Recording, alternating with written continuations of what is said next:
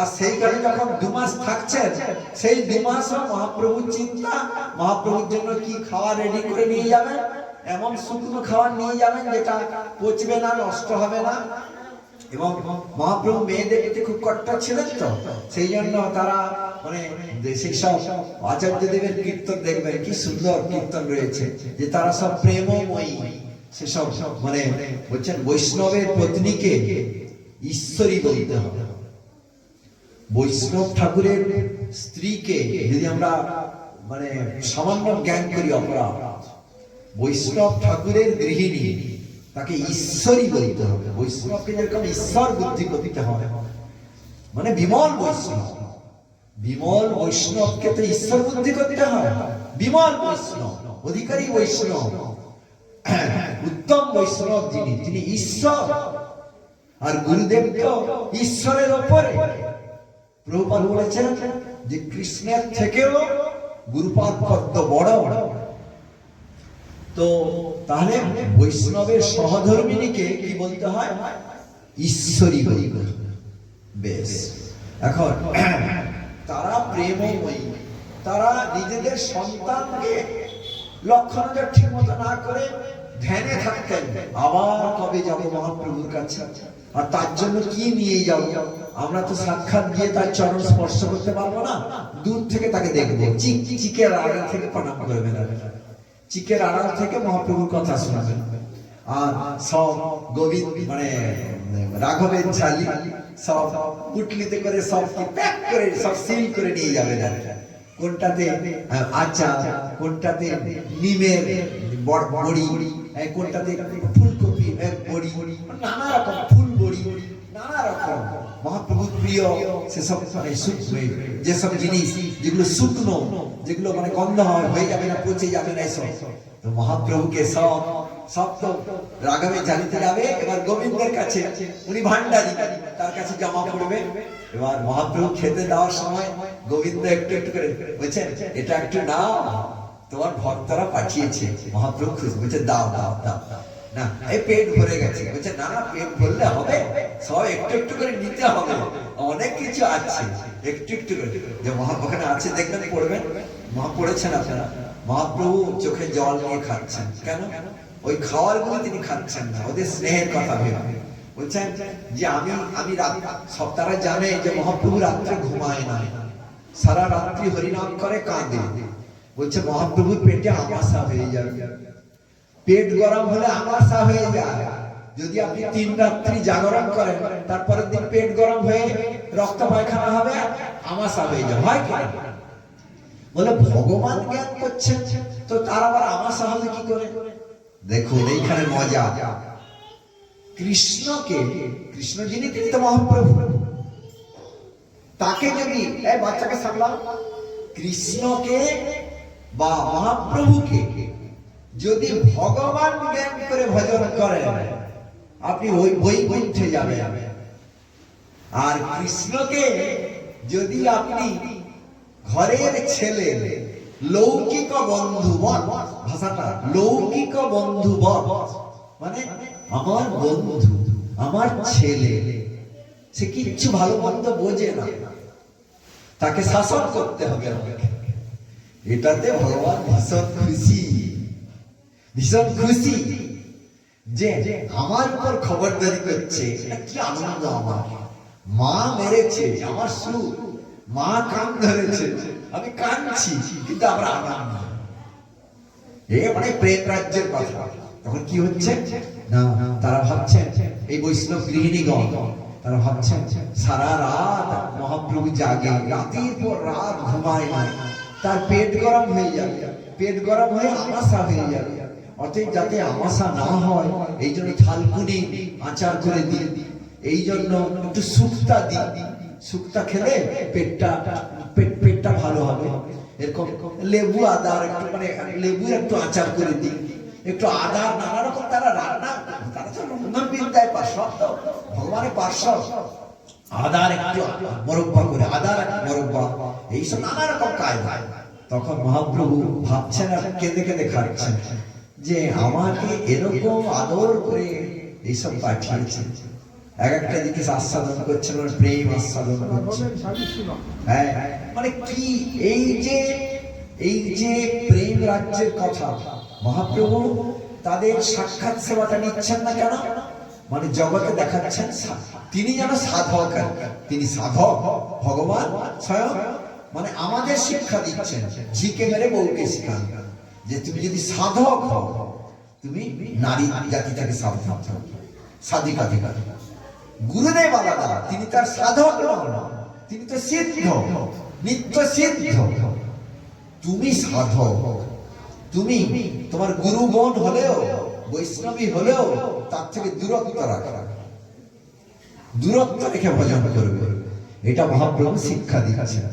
এই জন্য তিনি বলছেন দারু প্রকৃতি, দারু প্রকৃতি মানে দারু মানে কাঠের, প্রকৃতি মানে নারী, কাঠের তৈরি নারী মূর্তিও মুনির মন হরণ করে। এসব তিনি আমাদের মঙ্গলের জন্য এটা তিনি বলেছেন। তো সেই জন্য তার, কিন্তু তিনি কিরকম তাদের কৃপা করেছেন, কিরকম তাদের হৃদয়ের প্রীতি তিনি করেছেন।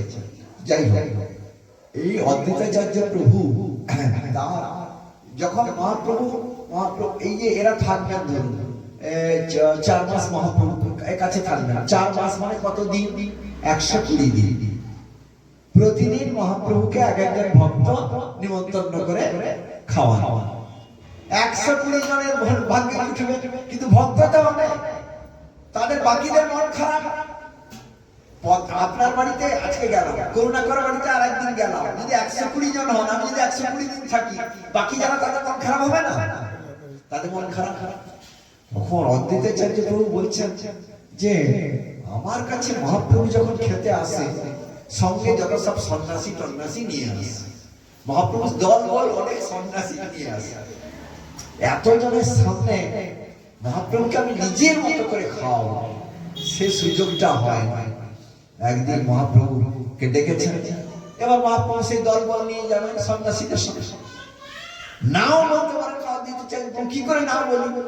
তো ইন্দ্রের কাছে প্রার্থনা করছেন, ইন্দ্র তোমার কৃপা প্রার্থনা করি, আজকে এমন তুমি একটা ব্যবস্থা করো যেন মহাপ্রভু একা আমার বাড়িতে খেতে আসে, আর কেউ যেন না আসতে পারে। মহাপ্রভু সব জানে। মহাপ্রভু এবার দুপুরে, মহাপ্রভু 3 বেলা চান করতেন সমুদ্রে, সকালে, দুপুরে, সন্ধ্যা, মানে ত্রিসন্ধ্যা স্নান, মানে কট্টর বৈরাগী বাবা। গৃহজন পাওয়া লোক, আবার ন্যাসিকুল নয়, ন্যাসিকুলকে, সন্ন্যাসিকুলকে শিক্ষা দিচ্ছে, গৃহজন শিক্ষক, ন্যাসিকুল নয়। সন্ন্যাসীদের 3 বেলা চান করতে হয়, মানে ইন্দ্রিয় দমন হয়, মানে উপস্থ বেগ হয় না, 3 বার চান করলে। এই সব শিক্ষা দিচ্ছেন ভগবানের কি কায়দা। তারপরে শুনুন, এটা করার পর তিনি তখন কি করছেন, এবার ইন্দ্র কথা শুনেছেন। ইন্দ্র কি করেছেন, এবার মহাপ্রভু সমুদ্রে স্নান করেছেন, আর সন্ন্যাসীগণ তারাও সব আনিক টানিক করে রেডি হয়েছেন আসবেন। হঠাৎ অকস্মাৎ মেঘটা কিছু ছিল না, শিলা বৃষ্টি, ঝড় ঝঞ্ঝা, অন্ধকার চারপাশে, কেউ আর রাস্তা দেখতে পাচ্ছেন না, সব ছিন্ন ভিন্ন হয়ে সব চলে গেল। মহাপ্রভু ঠিক আস্তে আস্তে পৌঁছে হরে কৃষ্ণ বলে পৌঁছে গেলেন দরজা। তখন প্রভু এসেছে, তারপরে তাকে যেতে বসানো, তার চরণ ধুয়ে দেওয়া ইত্যাদি করে তাকে খাওয়ার এতে আসনে বসিয়ে মহাপ্রভু বুঝতে পেরে, অদ্বৈতাচার্য বুঝতে পেরেছেন ওহ আজকে আর কেউ আসেনি। এবার তার সামনে সব নানা বিভিন্ন রান্না, সব বিভিন্ন ভ্যারাইটি। মহাপ্রভু বলছেন এই কি করেছো তুমি? আরে আমি খাবো কি করে, আমার এইটুকু পেটে ধরবে কি করে, এত রান্না কি?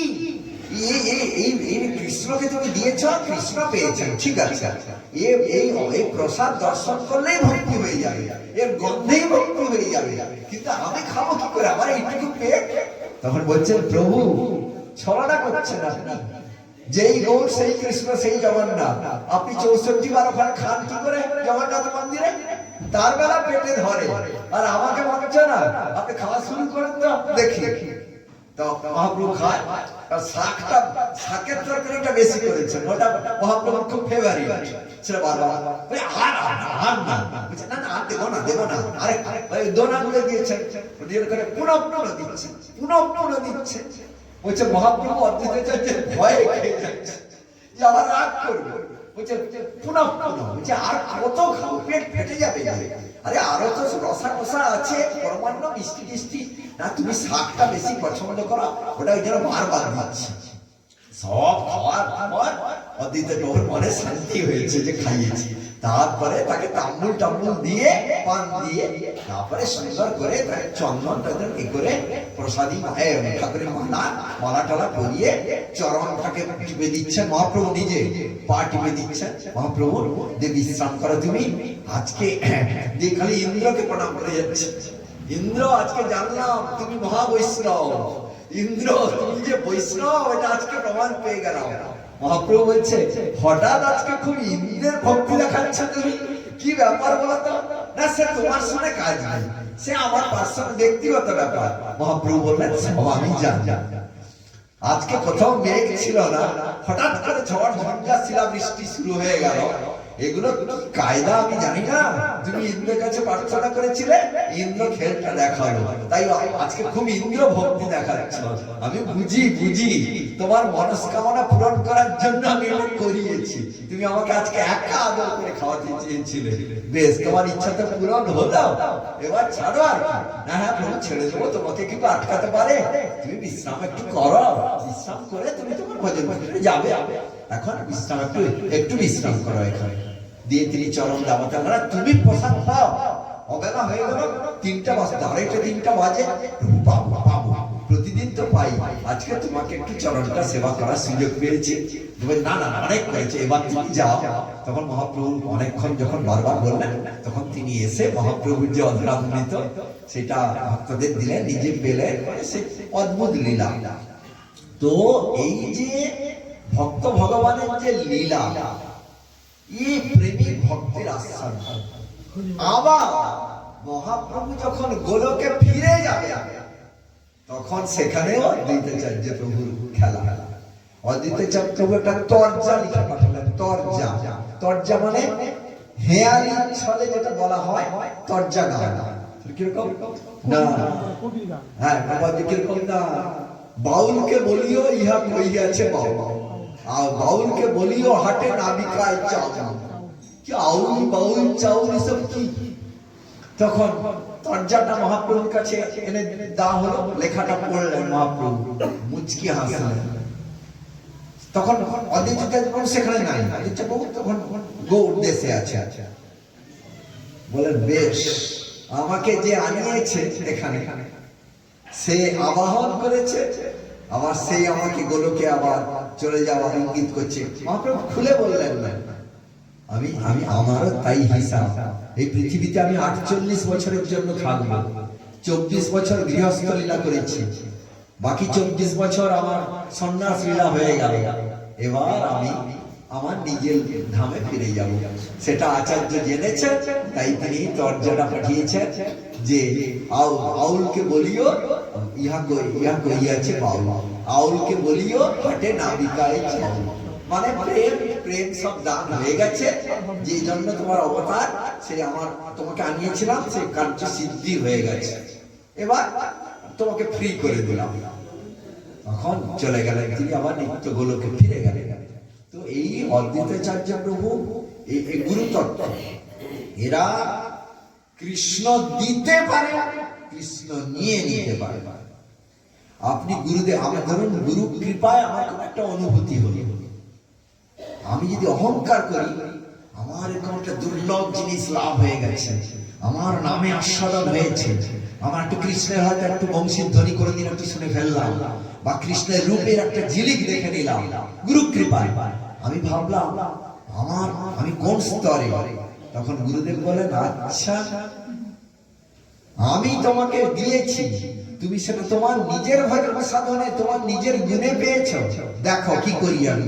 উইথড্র করে নেবেন, আপনি দেখবেন অন্ধকার, লোডশেডিং, নামে আনন্দ পাচ্ছেন না, কোনো দর্শন নাই, কোনো চিন্ময় অনুভূতি নাই, ভক্তের জন্য অপরাধ করেছেন অহংকারে। আমার নিজের জীবনে ঘটেছে প্রভু, ভাঙছি না, অহংকার করে ফেলেছিলাম যে আমি কিছু একটা দুর্লভ পেয়ে গেছি। তখন 15 দিনের মধ্যে আমার অন্ধকার হয়ে গেল। অহংকার ভগবান দত্ত সহ্য করতে পারেন। এইটা অদ্বৈতাচার্য প্রভুর লীলা। আমরা আমাদের শিক্ষা দিলেন যে আমি জগতের কাছে জগৎ জীবের উদ্ধারের জন্য জগন্নাথকে নামিয়ে আনতে পারি, আবার আমার যখন প্রেম দান লীলা হয়ে যায় তখন আবার তাকে ফেরত পাঠাতে পারি। কৃষ্ণ দিতে নিতে ধরে মহাশক্তি, কৃষ্ণ সে তোমার, গৌর সে তোমার। কৃষ্ণ দিতে পারো, গৌর দিতে পারো, তোমার শক্তি আছে, তোমার শক্তি আছে। একে বলে আচার্য শক্তি। অদ্বৈতাচার্য প্রভু সেই শক্তি, তিনি আচার্য শক্তি। তিনি আচার্য কথাটা তার নামের সঙ্গে ওতপ্রোত ভাবে যুক্ত। তার মধ্যে আচার্য শক্তির খেলা আমরা দেখেছি। সেটা কি না কৃপা, ক্ষমা, স্নেহ, ভালোবাসা, পরের দুঃখে দরদ, এইটা। এবং দেখুন মজার কথা হচ্ছে যে নাড়া আমাকে যার কাছে দেবে আমি তার কাছে যাব। মানে কৃষ্ণ হচ্ছে গুরুদেব কৃষ্ণের প্রপ্রাইটার, মানে মালিক। কৃষ্ণ গুরুদেবের প্রপার্টি।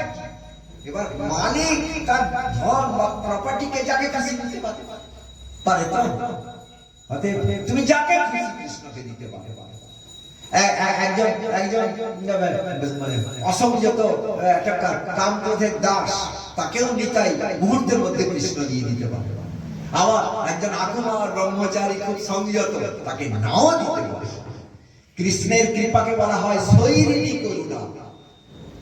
কৃষ্ণের কৃপা ভুল বললাম, সরি, ভুল বলা হয়ে গেছে। নিতাইয়ের কৃপাকে বলা হয় শৈরিণী করুণা। শৈরিণী করুণা মানে স্বেচ্ছাচারিণী করুণা। কোন নিয়ম, গ্রামার, ব্যাকরণ মেনে তিনি করুণা করেন না, যাকে খুশি তিনি তাকে করুণা করেন।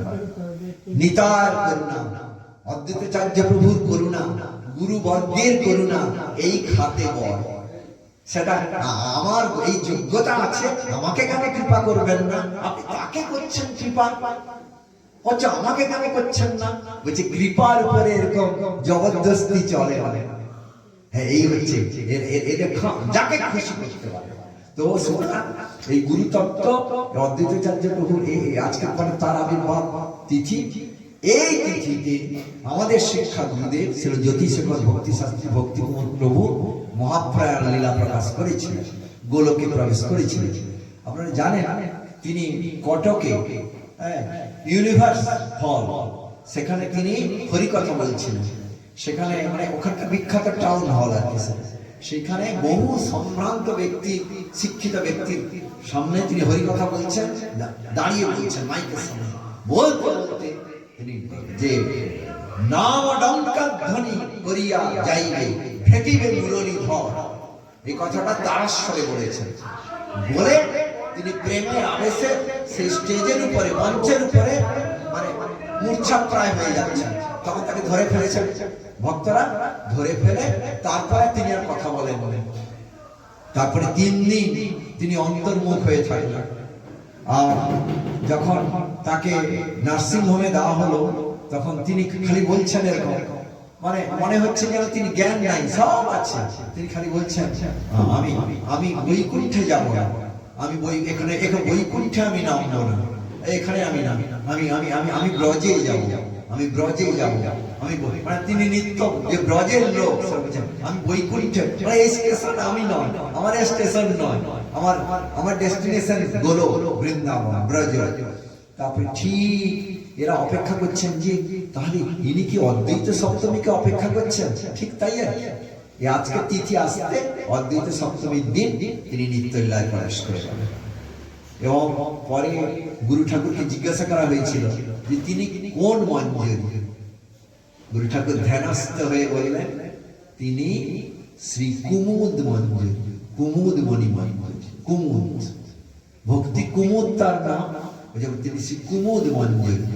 এটা ওই যে দয়া সিন্ধু প্রভু যে গ্রন্থ লিখেছেন ভক্তি মানে জ্যোতিষেখর ভক্তি শাস্ত্রী প্রভুর জীবনী, উড়িয়া ভাষায় লিখেছেন, তার বাংলা অনুবাদে বেরিয়েছে। তাতে প্রভু ঠিক বলছিল, হ্যাঁ তাতে বেরিয়েছে। এবং তার প্রথমে গুরু ঠাকুরের লেখা আছে। গুরু ঠাকুর মানে যে গুরু ঠাকুর শ্রী জ্যোতিষেখর প্রভুকে শিক্ষা গুরু জ্ঞান করতেন। তার চরণ ছুঁয়ে প্রণাম করতেন, আমি নিজে দেখেছি, চরণ স্পর্শ করে প্রণাম করতেন। বলছে এবার প্রশ্ন আসবে, জ্যোতিষীগণ প্রভু কি করে সে প্রণামটা নিতেন? প্রশ্ন আসবে না? বাৎসল্যে নিতেন, বাৎসল্য। যেরকম নন্দ বাবা গোপালকে বলছেন, গোপালকে কত অলৌকিক দেখিয়েছে, দেখায়নি? ছোটবেলা থেকে কত অলৌকিক, সে যে ভগবান প্রমাণ দিয়েছে তো। আরে পুতনা বধ থেকে আরম্ভ করে পরপর লীলা, শকটাসুর ভঞ্জন থেকে তৃণাবর্ত হরণ থেকে সবকিছু লীলা ভগবান প্রমাণ হয়ে যাচ্ছে। তবুও নন্দ বাবা কি বলছে, এ আমার বেটা, এ আমার বেটা, এই গোপাল আমার খড়মটা নিয়ে আয়, খড়মটা। গোপাল আনতে পারছে না, যে মানে কনিষ্ঠ বাম হাতের কনিষ্ঠ আঙ্গুলে যে গিরিগোবর্ধন ধারণ করতে পারে, সে এই কাঠের দুটা পাদুকা আনতে পারছে, পাদুকা আনতে পারছে না, মাথায় করে নিয়ে আসছে। কেন আনছে? ভক্তের পাদুকা, আমি ভগবান, আমি ভক্তের ভক্ত, আমার বড় ভাগ্য, আজ বৈষ্ণব ঠাকুরের পাদুকা আমি নিয়ে যাচ্ছি তার সেবা করে। আবার বলছি গোপাল ওই এটা নিয়ে আয় তো, ওই ঘটির জলটা নিয়ে আয় তো, ওই যে মানে ঘটিটা আছে সেটা নিয়ে আয়। গোপাল তখন কিরম চেষ্টা করছে, বর্ণনা আছে, গোপাল চেষ্টা করছে, উঠানোর চেষ্টা করছে, শক্তি নাই, বাচ্চা ছেলে, কিন্তু ছাড়ছে না, ছাড়তেই হবে। বহু কষ্ট করে তাকে উঠিয়ে আনছে, জল ভর্তি, সেই জল পরে তার পেট ভিজে যাচ্ছে, দামোদরের উদর ভিজে যাচ্ছে। তো হেই করে উঠিয়ে মানে আমি এটা নিয়ে যাচ্ছি, দেখো বাবা আমাকে প্রশংসা করো, আমি পারি, তোমার বেটা আমি, যশোমতীর দুধ খাই আমি, অতএব আমার তাকত আছে, আমি গোয়ালার বেটা, আমি মাখন খাই, আমার শরীরে বল আছে। তখন দিয়ে বলছে বা, সব এরা দেখছে, গোপীগণ দেখছে, বলছে বাবা গোপাল তো পারে, গোপাল তো পারে। তখন তারা প্রশংসা করছে, গোপাল খুশি, দিয়ে বাবার কাছে রেখে দিচ্ছে, যে বাবা বেশ অনেক পরিশ্রম করেছে, না নাড়ু দাও, মাখন দাও, মানে আমার মজুরি দাও, আমার পরিশ্রম করেছি, এবার দাও। এই যে লীলা করেছে, এইসব লীলা, ওই জন্য জ্যোতিষীগণ প্রভু বাৎসল্য, মানে প্রচুর বাৎসল্যের দৃষ্টিতে দেখতেন গুরু ঠাকুরকে। তিনি জানতেন ইনি একমাত্র মাধবেন্দ্র ধারা সংরক্ষক, মাধবেন্দ্র ধারা আসিয়া জগতে বিরহ প্রেমের বার্তা কয়। কি অপূর্ব কীর্তন জ্যোতিষীগণ প্রভুর লেখা, তাতে লাস্টে লেখা আছে ভক্তিভূষণ ভারতী মহিষালী ধামে মশাল জ্বালিয়ে। মহিষালী ধাম হচ্ছে মানে গুরু ঠাকুরের আবির্ভাব স্থান। মহিষালী ধামে মশাল জ্বালিলে, প্রেমের মশাল। এবং তারপরে বলছেন যে তুমি হচ্ছ ভক্তি কেবলের পরিপক্ক মানে প্রেম ফল তুমি, এবং তুমি সেই ধারার একমাত্র ধারা বাহক সংরক্ষক। এবং গুরু ঠাকুর এই নামটা কে দিলেন? জ্যোতিষীগণ প্রভু দিলেন। অভিষেক কে করালেন? জ্যোতিষীগণ প্রভু করালেন। কোথায়? এই রেমুনায়, তার আলেখ্যে। উনি তো পালিয়ে গেছিলেন বৃন্দাবন, পরবর্তীকালে টিগিরিয়ায় সাক্ষাৎ তার উপস্থিতিতে করালেন, মাথায় পাগড়ি বেঁধে দিলেন। সেখানে আমি উপস্থিত ছিলাম, দুই জায়গায় আমি ছিলাম, গোলক বিহারী প্রভু ছিলেন দুই জায়গায়। তিনি লজ্জায়, কে? গুরু ঠাকুর লজ্জা, যেরকম বর যেরকম লজ্জা পেয়ে যায়, বর বেশি লজ্জা পায় না, বর ফুর্তিতে থাকে, বউ নিয়ে যাবে। কনেরা লজ্জা পেয়ে যায়, কনেরা লজ্জা পেয়ে যায়, লজ্জা পেয়ে মনে মনে আনন্দ যে স্বামীর ঘরে যাব, কিন্তু লজ্জায় রাঙা হয়ে মানে ঘোমটা টেনে যাবে। তো সেটাতে মজা কি হচ্ছে, হ্যাঁ মনে কিরকম এ দেখুন, হ্যাঁ গুরুদেব, গুরুদেব মানে মানে তিনি তো দৈন্যের ঠাকুর, হাত জোড়া করা ঠাকুর। জ্যোতিষীগণ প্রভু তার পূজা করছেন, জ্যোতিষীগণ প্রভু তার অভিষেক করছেন, নিজের গুরু আমার সে করছে, মানে মাথাটা নিচু করে উনি মানে হাত জোড় করে আছেন, তার মাথায় জ্যোতিষীগণ প্রভু পাগড়ি বেঁধে দিলেন। দেখতে খুব সুন্দর হলো, মানে পাগড়ি বাঁধলে তার একটা অন্য সৌন্দর্য হয় না প্রভু? গেরুয়া রঙের পাগড়ি বেঁধে দিলেন, ভক্তরা সব ছবি টবি তুলছে, ক্যামেরা, তখন মোবাইল হয় না, ছবি তুলছে, আর গুরুদেব হাত জোড় করে মাথা নিচু করে আছেন। তখন প্রভু চন্দনের ফটো টটা দিয়ে যে সমস্ত শুভ সব মাঙ্গলিক দ্রব্য দিয়ে সব অভিষেক করছেন। মেয়েরা উলধ্বনি দিচ্ছে, শঙ্খধ্বনি উঠছে, হরিধ্বনি উঠছে, এরকম করে উনি এরকম নিচু হয়ে মাথা নিচু করে আছেন, অভিষেক হল তিগিরিয়া। তো এই মানে এই দুজনে এরকম লীলা। এবং এই মানে এটা কথা বলার উদ্দেশ্য যে আজকের তিথিতে তিনি অপ্রকট লীলা আবিষ্কার করবেন। অর্থাৎ তিনি যে অদ্বৈত পরিবার তার প্রমাণ হলো। এক নম্বর, ভক্তিবিনোদ ঠাকুর কোন তিথিতে গেছেন জানেন? গদাধর পণ্ডিতের তিথিতে। গদাধর পণ্ডিত কে? রাধারানীর অবতার। অতএব রাধারানীর তিথিতে তার অপ্রকট গদাধর পণ্ডিত মানে অভিন্ন রাধারানী। সে গদাধর পণ্ডিতের তিরোধান তিথিতে ভক্তিবিনোদ ঠাকুরের তিরোধান তিথি। অতএব তিনি যে অভিন্ন গদাধর, রাধার নিজ জন, এটা তো প্রমাণ হয়ে গেল। আশ্চর্য ব্যাপার, অলৌকিক ব্যাপার। এই কথাগুলো গুরু মহারাজ বলেছেন, গুরু মহারাজ হরি কথা আছে। তো কাজেই এই যে আজকের তিথিতে তিনি অপ্রকট লীলা আবিষ্কার করলেন এবং তার মঞ্জুরি নাম কুমুদ মঞ্জুরি গুরু ঠাকুর প্রকাশ করলেন এবং তার মহিমা সূচক কীর্তনাদি লিখলেন। এবং আপনি পদাবলিতে দেখবেন প্রভু তার মহিমা সূচক কীর্তন আছে, সেটা আপনি অবশ্যই করবেন। পদাবলিতে ছিল ভক্তি কুমুদ প্রভুর মহিমা সূচক কীর্তন, তো সেটা কাজ করুন। এবং বহু লীলা আছে, মানে প্রভু আর উনি যখন প্রচারে যেতেন, আমাদের বাজকুলেও গেছেন ব্রজকুলে, প্রিন্সিপাল ননীবাবুর বাড়িতে থাকতেন, একই ঘরে দুটো খাটে থাকতেন। আমার সহধর্মিনী সেখানে গিয়ে রান্না করতো। রান্না করার পরে জ্যোতিষীধর প্রভু খুব রসিক ছিলেন।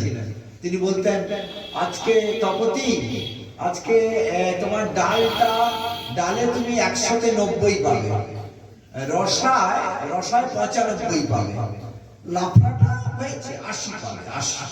আমাদের সব স্টার মার্ক হয়ে গেল, মানে উপরে নাম্বার দিয়ে দিচ্ছেন কোন রান্নায় কতটা নম্বর আছে।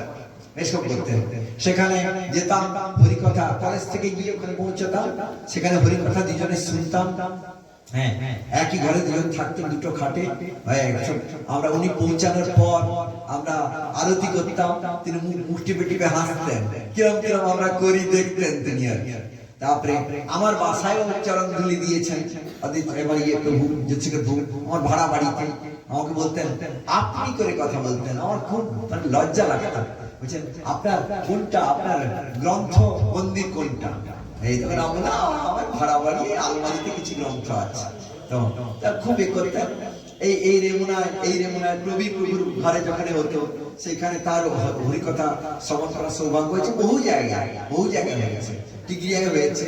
এবং তিনি মানে গভীর রাত্রি 12টা 12:30 ঝড়ের দিন, ঝড় বৃষ্টির সময় কোলের বাচ্চা গোপাল, মানে কৃষ্ণায়ন আমার পুত্র, কোলের বাচ্চা, তাকে নিয়ে এই আমার স্ত্রীকে নিয়ে পৌঁছেছি।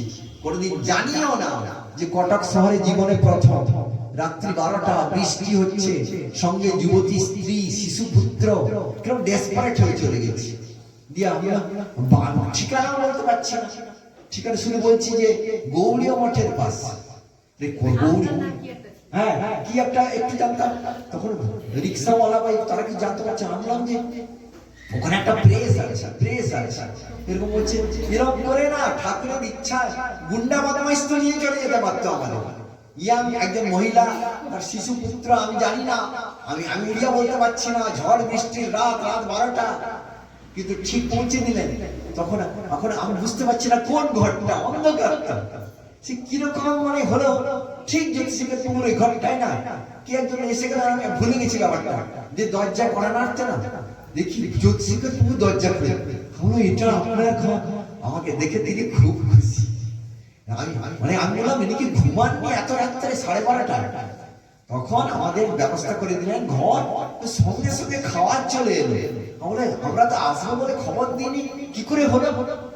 দেখলাম যে অন্ন ছিল, দুধ আর কলা ছিল, দুধ, ডাল ছিল, সেই ডালে একটু গরম জল মিশিয়ে দিয়েছেন, বুঝলাম।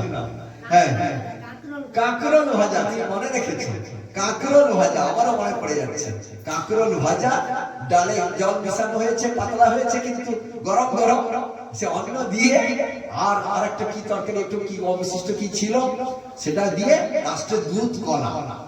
খিদা পেয়েছে প্রচন্ড, মানে বাজকুল থেকে বেরিয়েছি, কতটা রাস্তা, কোথায় বাজকুল কোথায় কটক, ভাবুন, প্রচন্ড খিদা। গোগ্রাসে সে খেয়ে নিলাম, খেয়ে নেওয়ার পর তিনি শোয়াটার ব্যবস্থা করলেন। আর তার সে হাসি মুখটা মনে পড়ে।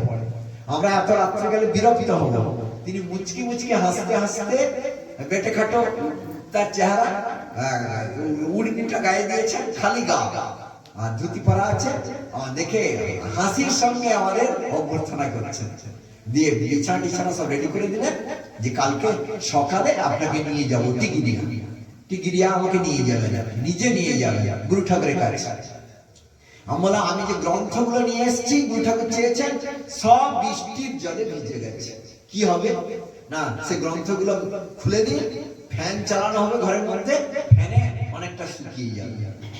সেসব কাণ্ড করেছি প্রভু। তারপরের দিন জ্যোতিষের প্রভুর সঙ্গে গেছি টিগিরিয়া, এইসব স্মৃতি জানি। আর তিনি সঙ্গে সঙ্গে তার পকেটে সবসময় লজেন্স রাখতেন, লজেন্স, তার চকলেট বা লজেন্স রাখতেন পপিংস এর মতো। এবার বাচ্চাদের দেখলেই তিনি, বাচ্চাদের দেখলেই আয়, ভক্তদের ছেলেদের দেখলে আয় আয় আয়, আমার ছেলেকে বাইরে এক পকেটে হাত দিয়ে দিবেন, লজেন্স গুলো বের করে হাত, খুব খুশি। এই লজেন্স প্রভু, এই সিদ্ধান্ত কথা তারা বুঝবে না, লজেন্স এর কাছে এলে লজেন্স, লজেন্সের লোভে দাস। এত দরদি ছিলেন আর কত দৈন্য ছিল তার, কত দৈন্য। হ্যাঁ, মানে মানে আমাদের তিনি অগাধ দৈন্য। আমি তার কাছে একটা শিশু, কিন্তু তিনি মানে মর্যাদা দিয়ে কথা বলতেন, আপনি করে কথা বলছেন। এবং তিনি মানে মানে জাগতিক দিক দিয়ে আমি যেহেতু একটা পজিশনে আছি, তিনি তার মর্যাদা দিয়ে কথা বলছেন। আমি একদম কেঁচে হয়ে যেতাম তার কাছে, যে মানে তার সঙ্গে কথা বলতে ভয়। আমরা একটা পত্রিকা বের করালাম শ্রী ভক্তি কেবল, তিনি দেখলেন, দেখে খুশি হলেন। তবে বললেন যে এই পৃষ্ঠাগুলো খালি রেখেছো কেন? মানে প্রচ্ছদপট কাভার পেজ, তার ভেতরে এগুলো বানি টানি দেওয়া যেত, মানে টাকা খরচ হয়তো, এটা পুরোটা ফাঁকা রাখবেন, তবে লেখা সব ঠিক আছে।